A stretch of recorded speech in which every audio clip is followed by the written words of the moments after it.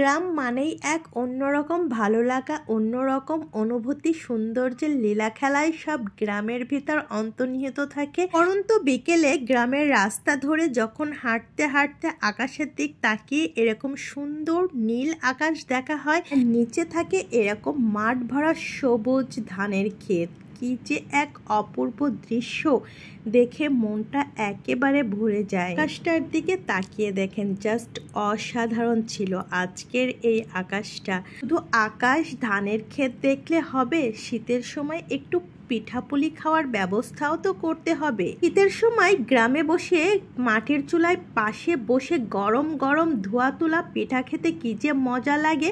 যারা কিনা গ্রামের পরিবেশে বড় হয়েছে তারা এই ফিলটা অনুভব করবে। দেখেন কি সুন্দর ধোয়া তোলা গরম গরম পিঠা, দেখেই একেবারে আমার ভয়েস দেওয়ার সময় তো আবারও খেতে ইচ্ছা করছে। আর পিঠাগুলো যে কি সুন্দর হয়েছিল, এক একটা ফুলকা ফুলকা পিঠা। দেখেন পিঠাগুলো অসম্ভব সুন্দর হয়েছে। কারা কারা গ্রামীণ পরিবেশে পিঠা খেতে পছন্দ করেন অবশ্যই কমেন্টসে জানাবেন। আর এদিকে একটা পুডিংও বানানো হয়েছে।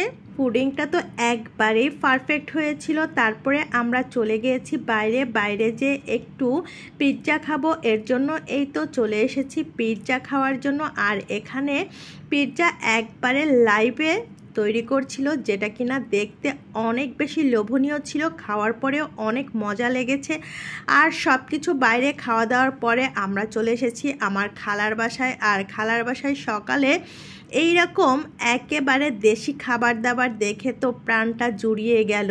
যে খাবারগুলো আমার অনেক পছন্দ সেই খাবারগুলাই ছিল। আর একটা ড্রাগন ফল হয়েছে, সেটাও আপনাদের সাথে শেয়ার করে নিলাম। আর এখানে বিয়েবাড়ি পাঠানোর জন্য কিছু তত্ত্ব সাজানো হচ্ছিল, আর এই তত্ত্বগুলোর সাথে পান সুপারিও ছিল।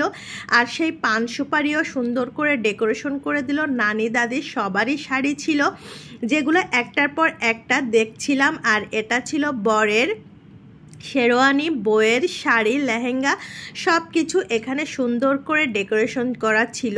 আর এটা হলো বউয়ের গয়না। এই গয়নাটা অনেক বেশি সুন্দর ছিল। তারপরে আমরা চলে এসেছি আমাদের পুপির বাসায়, আর সেখানে আমাদের দাওয়াত ছিল। আর এই খাবারের আইটেমে অনেক মজার অ্যারেঞ্জ করা হয়েছে, যেখানে আমার পছন্দের সব খাবারগুলো ছিল। সিয়াই পিঠা, হাঁসের মাংস, চিংড়ি মাছ, গরুর মাংস, ডিম, আরও অনেক পদের, যেগুলো আমার এখন মনেও নাই, কারণ এটা অনেক দিন আগের করা একটা ভিডিও ছিল।